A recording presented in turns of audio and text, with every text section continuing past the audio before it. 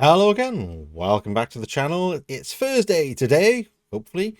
Last week is a little bit late because once again copyright and all that, it's a bit of a minefield, but I'm trying to upload this one a bit early so I can get past the copyright in plenty of time. So anyway, it's Thursday, which means Country Day. So what am I doing this week? Yet again, it is a request from the comment section, but before that, as always, I have to have my whiskey. This time I have got some Maker's Mark, another bourbon. Kentucky bourbon, not Tennessee whiskey. Strange that. I do like that. That's, in case you're not quite sure, Maker's Mark is the one that has the wax over the top. My one's got a Christmas jumper, which is a little bit peculiar, I guess. But anyway, today we are reacting to Hardy, Wait in the Truck, featuring Lainey Wilson. So let's have a look, shall we? I don't know what to expect. It looks like this might be another quite cinematic one. Nice start. Reminds me of something. It looks like Kid Rock, kind of. I got turned around in some little town I'd never been to before, working my way through the middle of June, midnight thunderstorm. There was something in the headlights that stopped me on a dime. Well, she was scared to death, so I said climb in, and then she climbed. Oh, yeah. Interesting story. She was bruised and broke from head to toe with a tear in her bloodstained shirt. She didn't tell the whole truth, but she didn't have to. I knew what had happened to her. I didn't load her down with questions. That girl had been through enough. I just threw it in drive, looked in those eyes and asked her where he was. I don't know if he's an angel, 'cause angels don't do what he did. He was hell-bent to find a man behind all the whiskey scars I hid. I never thought my day of justice would come from a judge under a seat, but I knew right then I'd never get hit again when he said to me, Wait in the truck, just wait in the truck. Let's stop it there and go back a minute. This is quite interesting. Once again, it's still keeping away from like the twangy country, if you know what I mean. I've said before, that's the kind of thing that always put me off country. It hasn't got that, but it has got a lot of the kind of country, especially her voice is very much what I kind of expect of a lot of kind of that country sound. It's quite interesting. Sheila reminds me of Penny from Big Bang Theory, I must admit. Somebody I've not seen before. I'll go back a little bit. His voice is really interesting. You know, I said he looks a bit like Kid Rock. He doesn't sound like him though. But I really like the guitar as well. It's nice. Like a lot of country that I've noticed that there isn't too many instruments. Like if you look at rock music, you tend to, as I've said before, you get a lead guitar, maybe a rhythm guitar, drums, and a bass. Sometimes if you're Iron Maiden, you get two lead guitars and a third lead guitar and so on as well. So there's a lot more kind of music going on in the background. Unless you look at some of the acoustic tracks and, you know, unplugged and things like that. Other than that, it tends to be more music going on in the background. And that's not taken away from this saying there's not good music. It is, and it's in a different way. It's a lot more simple and to the point, and it just lets the guitar be quite simple and takes the melody along. There are obviously a little bit of percussion sound in the background, but it lets the voices ring out that little bit louder, I think, than you sometimes get with rock, where sometimes it kind of almost blends together and you get the kind of play off the vocals to the guitar kind of going off each other or in line with each other, so they're kind of doing similar lines or opposite lines, so it's kind of slightly different with some of this. I got turned around in some I like the graveliness of his voice as well. A lot of the kind of warble I noticed in a lot of country. There was something in the headlights that stopped me on a dime. Well, she was scared to death, so I said climb in, climbed. Ooh, yeah. I like that bit of music as well. Well, she was bruised and broke from head to toe with a tear in her bloodstained shirt. She didn't tell the whole truth, but she didn't have to. I knew what had happened to her. I didn't load her down with questions. The doubling of the voice there. Had been through enough. I'll stop it there. I've noticed when he's singing, it's not like he's talking, but it's more of a kind of conversational style of singing. He doesn't really kind of open his mouth wide and like really sort of, you know, bellow out. I'm sure he does at points because he seems to have quite a nice tone to his voice.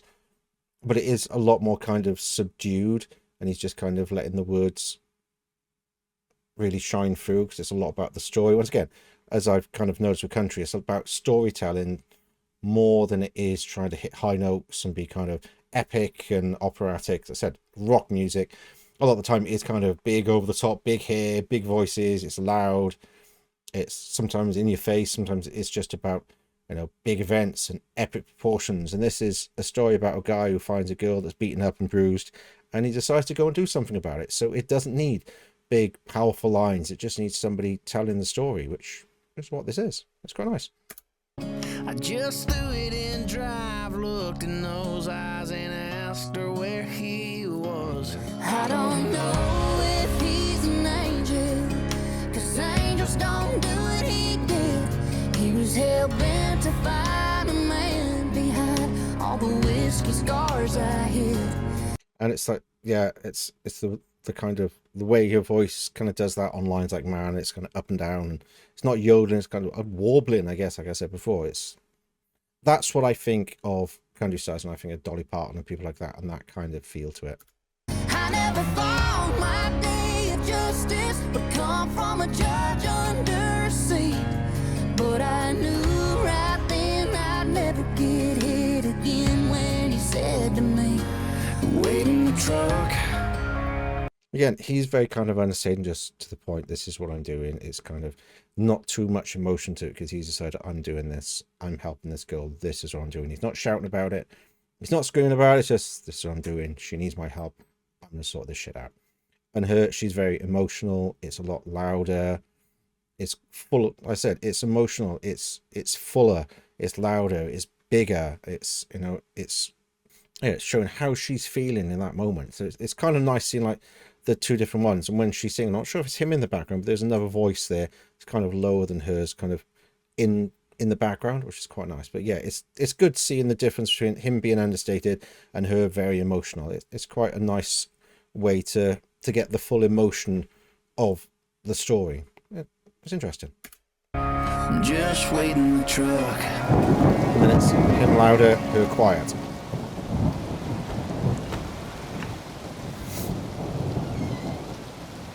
This is cinematic. That's what I like. I like proper music videos.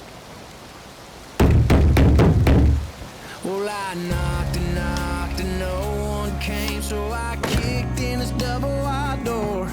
I let the hammer drop before he got to that 12 he was reaching for. I didn't try to hide my pistol. I didn't even try to run. I just sat on the porch smoking one of his cigarettes and waited for the cops to come. I don't know if he's an angel, 'cause angels don't do what he did. He was hell-bent to find a man behind all the whiskey scars I hid. I never thought my day of justice would come from a judge under a seat, but I knew right then I'd never get hit again when he said to me, Wait in the truck. I thought he said it was on the porch. Just wait in the truck.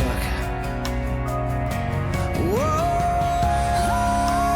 That's it. have mercy on me, Lord, have he's got the mercy on emotion. me. Have mercy that. on me, Lord. It's been 60 months, and she still comes to see me from time to time. It was worth the price to see a brighter side of the girl I picked up that night. And I might be here forever It ain't paradise, that's true, but it's a whole hell of a lot better than the place I sent him to. Very true. Thank you. It's all emotional, it's great. See, I'm getting emotional as well. It's like, it's just a nice story. Well, it's not a nice story, but you know what I mean? It's an emotional story that can imagine. Powerful stuff.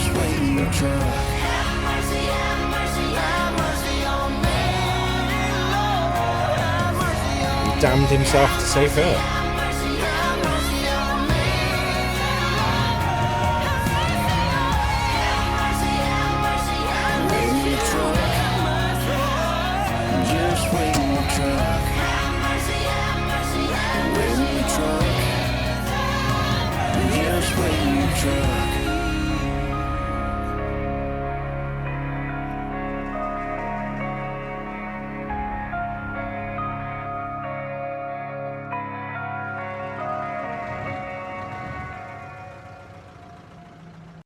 I'm actually going to pop that back a minute to the bit where he got a little bit more emotional and his voice came through that a little bit louder. Let's put it back to there.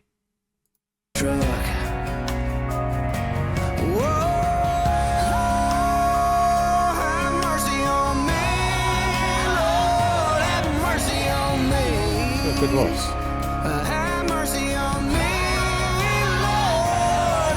It's been 60 months and she still comes to see me from time to time. It's a very sad story. It was worth the price to see a brighter side of the girl I picked up that night. And I might be here forever. It ain't paradise, that's true, but it's a whole hell of a lot better than the place I sent him to. Thank you. Wait in the truck, just wait in the truck. Wait in the truck, just wait in the truck.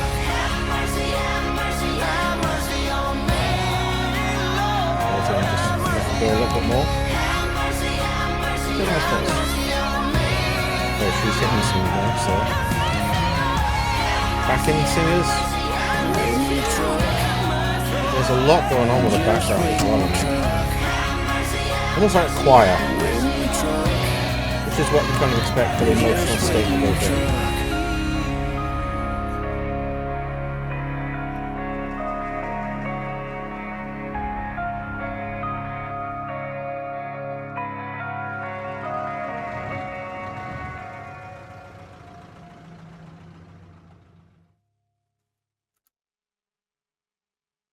2022.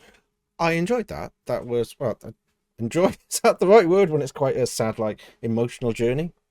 Yeah, that actually hit the emotional heartstrings quite a bit. There's some nice lyrics as well. That the Whiskey Scars was quite a powerful one. So she gets beaten up whenever her boyfriend, husband, whoever that was, beats her up. It's usually when he's drunk, from the sounds of that. So it's, yeah, wow. They both got really good voices. It's what I like about these so far is the storytelling.